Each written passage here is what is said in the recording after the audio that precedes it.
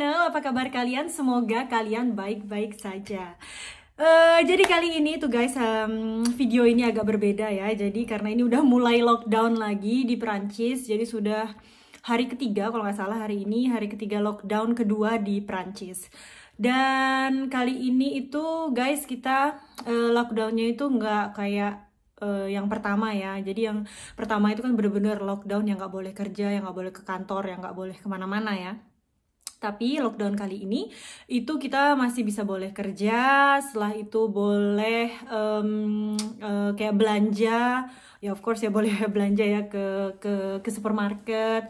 Setelah itu juga la crèche atau sekolah-sekolah di sini tuh semuanya masih buka. Jadi makanya itu kayak la crèche, kayak sekolah itu mereka harus buka. Kenapa? Karena jadi anak-anaknya tuh bisa ke sekolah dan orang tuanya itu masih bisa bekerja ke kantor. Tapi memang selalu di HP atau mungkin kita bisa ngeprint gitu guys ya, itu ada surat yang kayak dari kantor atau dari la crèche-nya Evan tuh juga kita dikasih surat bahwa kalau misalnya kita kayak antar jemput, setelah itu juga kalau misalnya mau berangkat kerja atau pulang kerja itu ada kayak surat pengantar atau surat jalannya lah gitu istilahnya. Oke, jadi kali ini tuh guys aku akan cerita dikit kenapa aku bikin kolaborasi ini dan dengan siapa aku berkolaborasi. Tadi kalian udah lihat video depannya itu ya guys ya, video cover, video istilahnya ya kayak intronya gitulah, kalian sudah lihat. Kalau misalnya kalian penasaran siapa sih yang ngajak aku kolaborasi kali ini, aku akan ceritain panjang lebar tapi agak sempit gitu ya. Nggak jadi panjang lebar tapi singkat gitu ya guys ya. Aku akan kasih tahu ke kalian siapakah dia. Aku akan cerita, jadi namanya ini aku panggilnya Kak Rina ya. Jadi Kak Rina ini adalah sahabatnya, kayak sahabat aku gitulah istilahnya. Aku ketemu dia itu dari sahabat aku dan ngumpul lah kita waktu itu di Bali ya guys ya. Jadi sebelum aku ketemu sama Julian ya, waktu itu kalau nggak salah, sudah ketemu sama Julian apa belum ya? Kayaknya sudah deh. Jadi waktu itu kayaknya aku masih pacaran gitu sama Julian. Iya, kayaknya aku masih pacaran sama Julian, baru aja kayak pacaran 2 bulan kalau nggak salah, atau sebulanan gitu.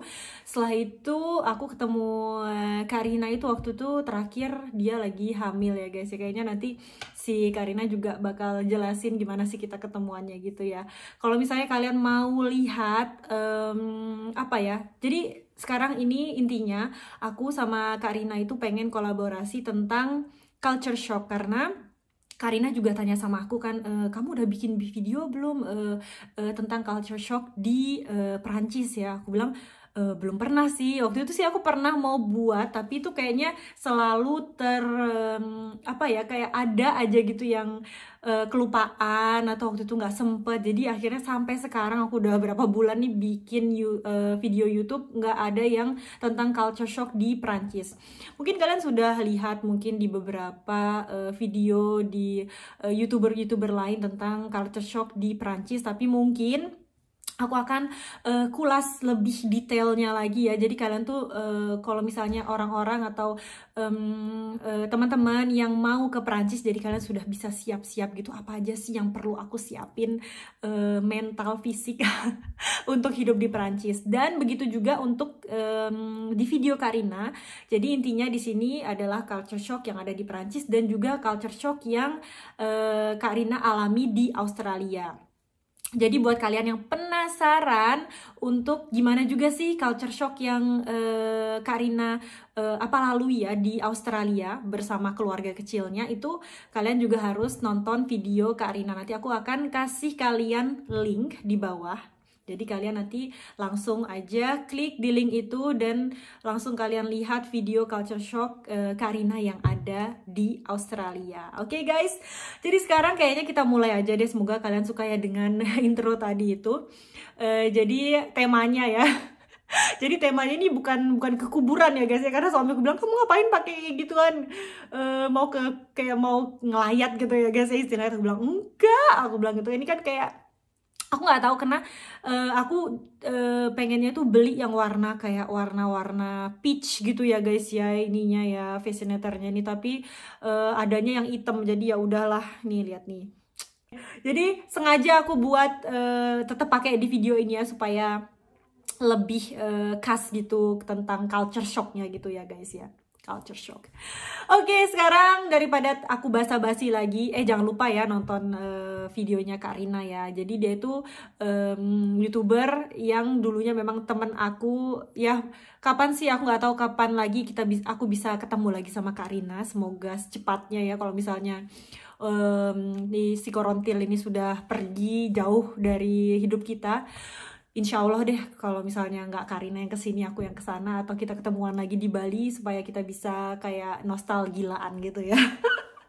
Jadi kangen banget ya, waktu itu aku inget banget terakhir kali aku ketemu Karina itu kita lagi nonton, tapi aku iya ya, kayaknya waktu itu lagi nonton di bioskop, dan dia tuh lagi hamil besar dong.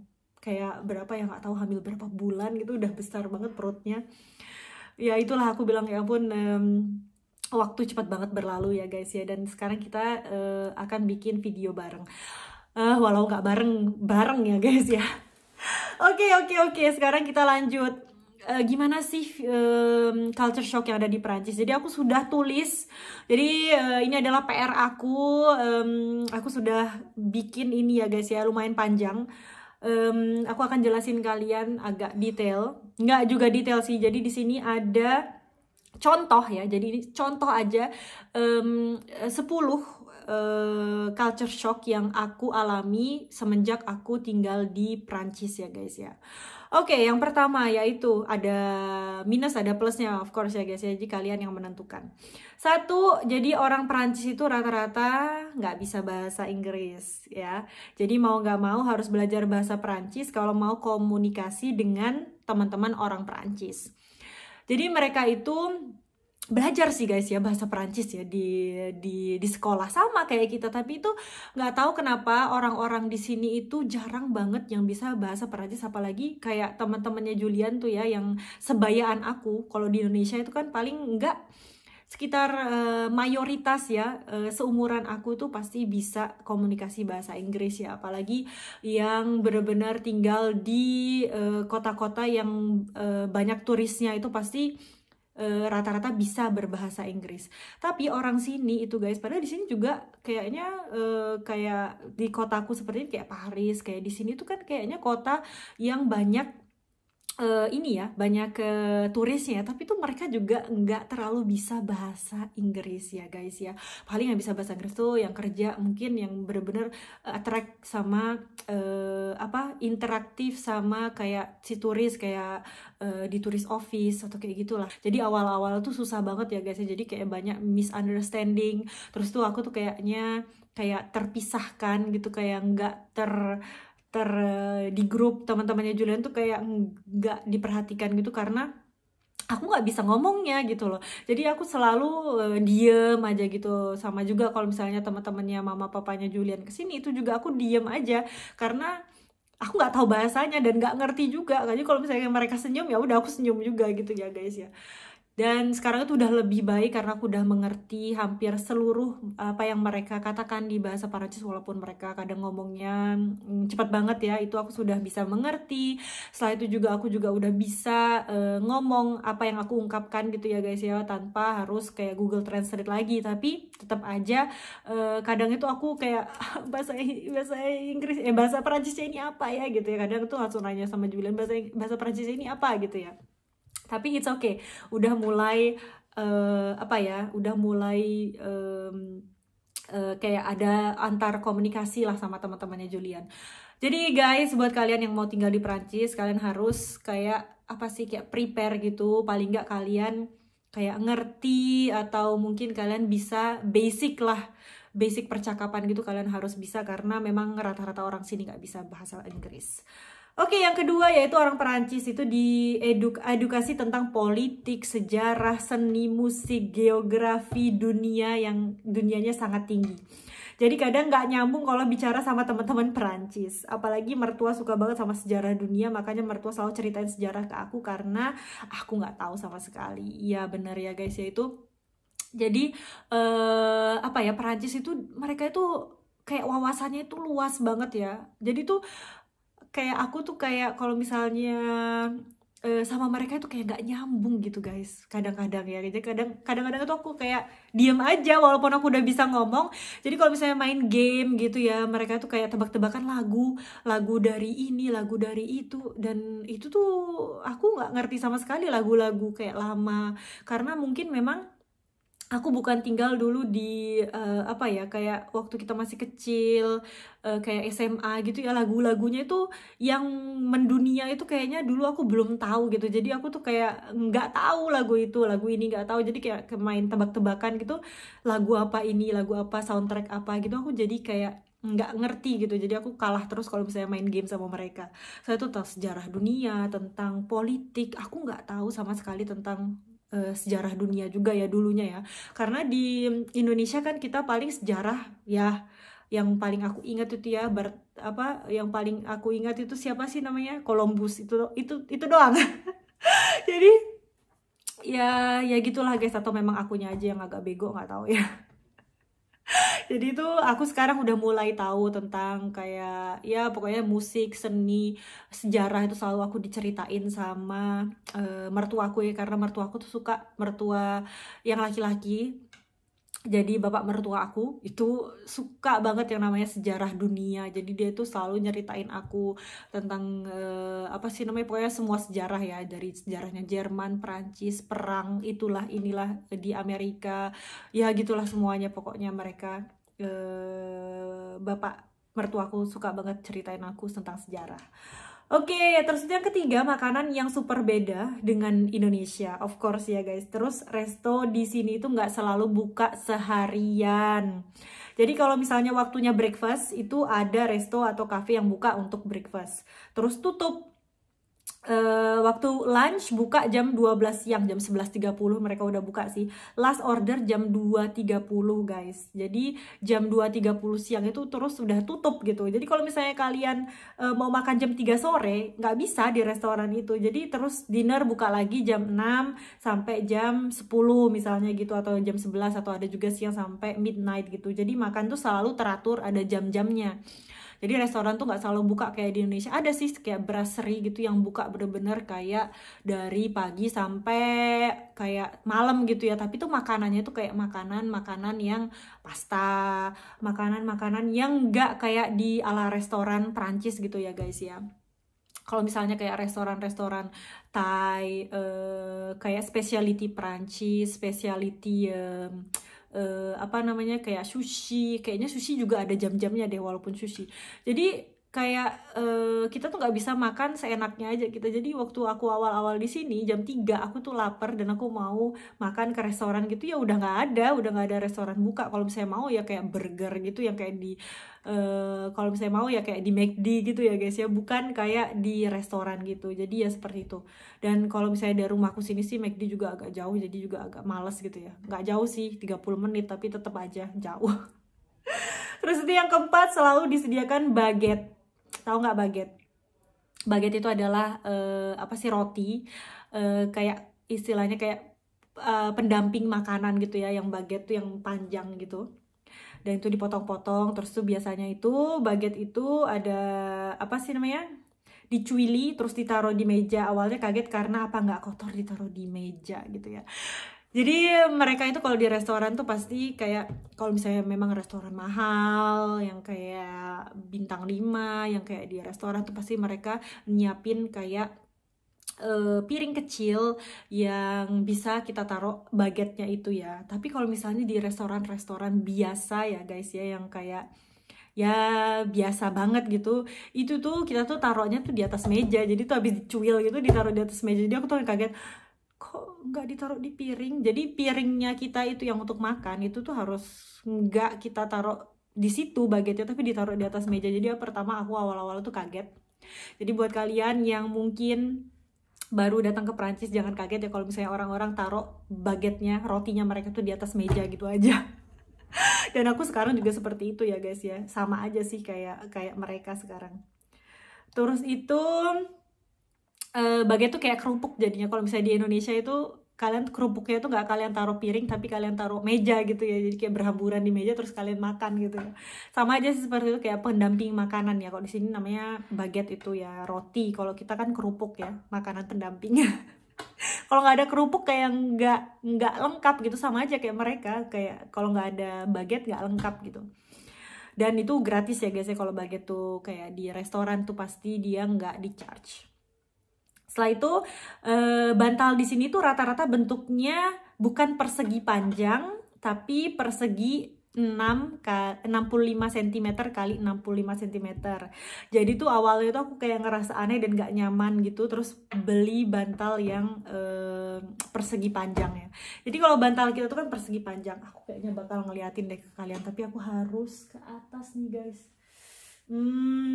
Oke guys, ini dia. Jadi aku akan tunjukin ke kalian, spesial buat kalian ya. Jadi ini aku tadi ambil di apa namanya, bed and breakfast aku. Jadi di salah satu kamar, karena aku tuh nggak bisa tidur pakai bantal yang harusnya ada di Perancis ini ya guys ya. Jadi aku beli lagi bantal yang buat di kamar aku tuh yang persegi panjang yang kayak di Indonesia gitu ya. Jadi bantal di Perancis itu seperti ini guys. Kalian lihat nggak? Nih, jadi bantalnya itu kalau kita kan cuma segini kan ya guys ya. Tuh.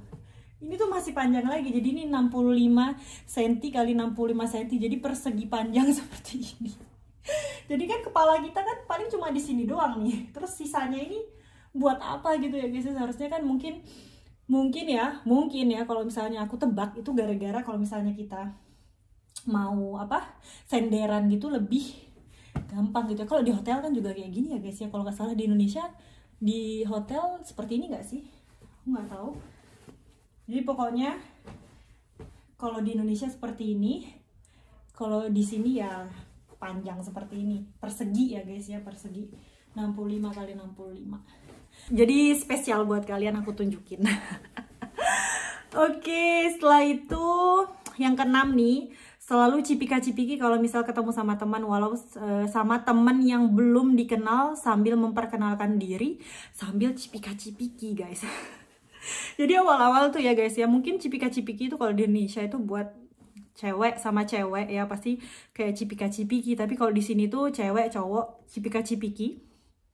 Walau sama orang yang belum aku kenal. Jadi awal-awal tuh aku bingung, yang belum aku kenal masa aku cipika-cipiki juga. Jadi tuh waktu kalian kenalan itu sambil cipika-cipiki, sambil bilang gini, Mifta, enchanté gitu kan. Jadi dia juga bilang misalnya siapa ya namanya, misalnya Marcel, enchanté gitu. Jadi tuh kayak namaku Mifta, salam kenal sambil kita cipika-cipiki guys. Jadi tuh kayak agak aneh ya guys ya, tapi ya memang seperti itu. Awal-awal juga aku canggung ya, masa cipika-cipiki ke cowok juga, apa nanti ceweknya nggak cemburu apa. Terus aku agak cemburu gitu kalau misalnya dia Julian cipika-cipiki sama cewek lain. Tapi abis itu udah nggak cemburu lagi sih guys, karena memang itu adalah budaya di sini.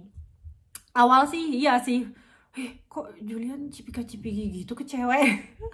Tapi ternyata memang seperti itu guys. Jadi aku juga cipika-cipiki ke cowok gitu ya. Jadi udah biasa di sini untuk cipika-cipiki. Itu kayak tradisinya di sini lah. Tapi karena dengan corona sekarang ya guys ya, kita nggak cipika-cipiki lagi, tapi kayak gini, kayak sikut sama sikut gini, hai gitu ya. Sama temen. Setelah itu nomor 7, kalau sakit nggak bisa dikit-dikit ke dokter. Terus kalau udah sakit parah gitu juga menurut aku parah, tapi mereka masih mikir mau masukin aku ke UGD apa enggak. Jadi kalau misalnya nggak parah banget nggak diterima guys. Jadi itu memang kita harus nggak kayak di Indonesia sedikit-sedikit bisa ke dokter, sedikit-sedikit oh ini harus infus gitu ya. Jadi kayak kalian sakit dikit aja udah diinfus, terus itu kalian panas nggak reda-reda gitu ya, langsung ke rumah sakit diinfus gitu. Kalau di sini tuh nggak guys, jadi prosesnya itu lama banget. Aku tuh kayak udah nggak kuat banget, kayak udah nangis gitu. Tapi tuh kayak mereka tuh masih kayak mikir beberapa kali gitu buat masukin aku ke UGD untuk kasih aku infus guys. Dan itu aku udah sakit 1 minggu guys di rumah, karena mereka nggak mau nerima kalau misalnya baru 3 hari, baru 4 hari. Tapi tergantung juga sih sakitnya apa. Tapi aku memang waktu itu kayaknya Aku tuh sakit yang namanya di sini tuh apa ya?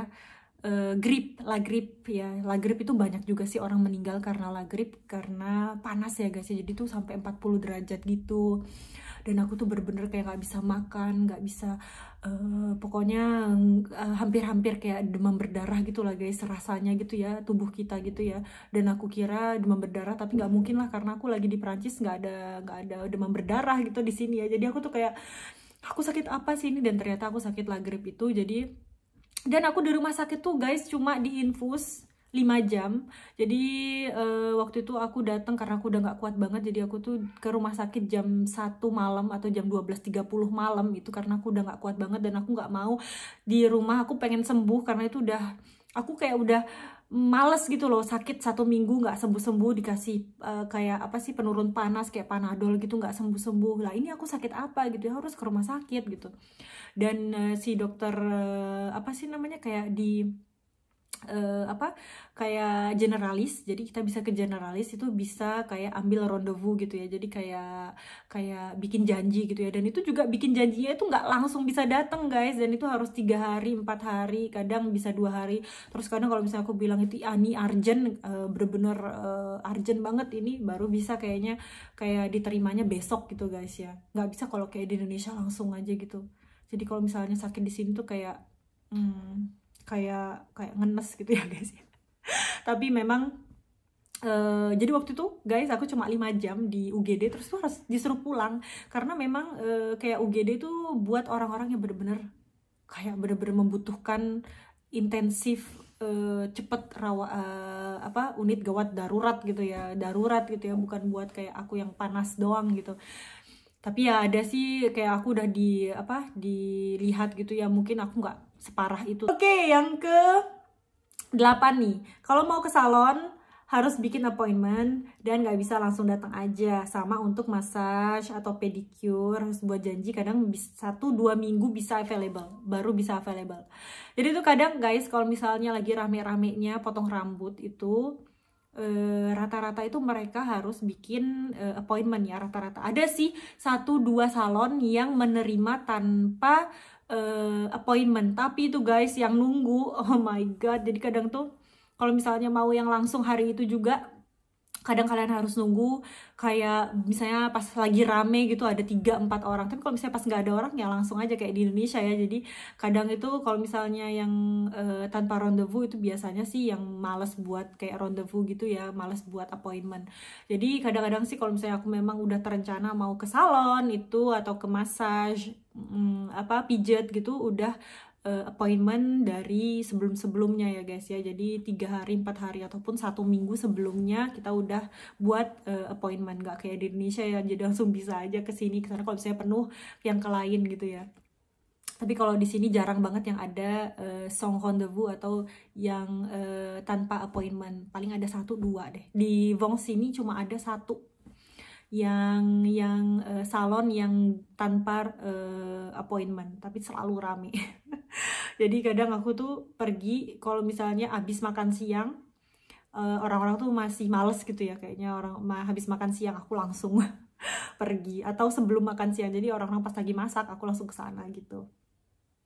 Terus itu yang ke-9, kalau mau ke dokter juga harus buat appointment. Kalau misalnya hari ini sakit demam terus telepon dokter dan dapat janji baru minggu depan, itu wajar.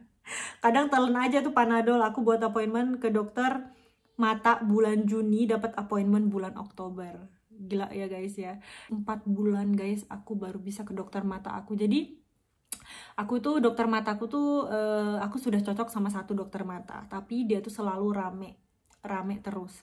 Dan kalau sekali aku buat appointment itu guys, jadi aku harus kayak 4 bulan 5 bulan sebelumnya aku sudah bikin appointment guys. Gila nggak?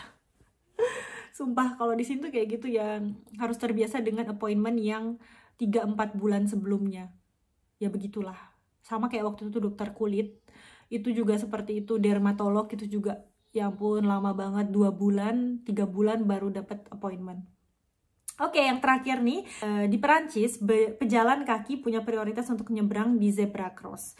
Jadi kendaraan langsung berhenti ketika ada pejalan kaki. Kalau di Indonesia kan butuh perjuangan yang sangat berat untuk nyebrang ya guys ya. Jadi di situ enaknya buat pejalan kaki itu tuh selalu menjadi prioritas ya. Jadi kalau misalnya kita merah berarti kita nggak bisa nyebrang. Kalau misalnya kita hijau gitu berarti kita bisa nyebrang. Ada yang seperti itu dan ada juga yang tanpa lampu guys ya. Kalau misalnya yang tanpa lampu, yang cuma ada zebra cross tanpa ada lampu merah atau hijau gitu ya buat pejalan kaki, itu semua kendaraan yang ada yang mau lewat itu harus berhenti dan harus kasih seberang aku dulu untuk nyebrang, baru itu mereka lewat gitu ya guys ya. Itu wajib di sini. Kalau misalnya nggak wajib mereka akan kena poin gitu ya guys ya, dan denda juga kayaknya kalau nggak salah.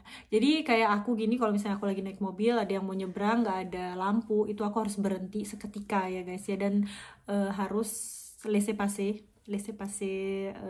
piéton, les piétons. Jadi sini penyeberang jalan tuh namanya piéton, lucu ya guys ya. Jadi piéton itu harus di laissez passer kan. Ya ampun, ini bahasa apa ini? Oke guys, jadi itu dia 10 shock culture versi aku di sini selama aku tinggal di Prancis ini selama hampir 5 tahun ya guys ya. Jadi itu dialah versi aku ya, 10. Mungkin ada yang lain-lain lagi, tapi aku hanya nyebutkan 10 itu aja dulu, oke? Ya udah seperti itu. Semoga kalian bisa sedikit mengerti tentang perbedaan di sini dan di Indonesia. Ya kadang ada yang lebih positif di sana, ada yang lebih positif di sini gitu ya. Tapi ya begitulah guys. Selama kita tinggal di sini ya kita ikutin aturan yang ada di sini gitu ya. Oke guys, kalau gitu sampai sini aja video kali ini. Semoga kalian suka. Jangan lupa untuk nonton juga shock culture di Australia di channelnya Kak Rina ya guys ya. Jangan lupa langsung aja ke bawah nih, langsung aja nonton video culture shock di Australia bersama Kak Rina. Oke guys, semoga kalian suka dengan video kita kali ini. Jangan lupa untuk like, comment, share, dan juga subscribe. Thank you so much for your support and see you on my next video. Bye bye.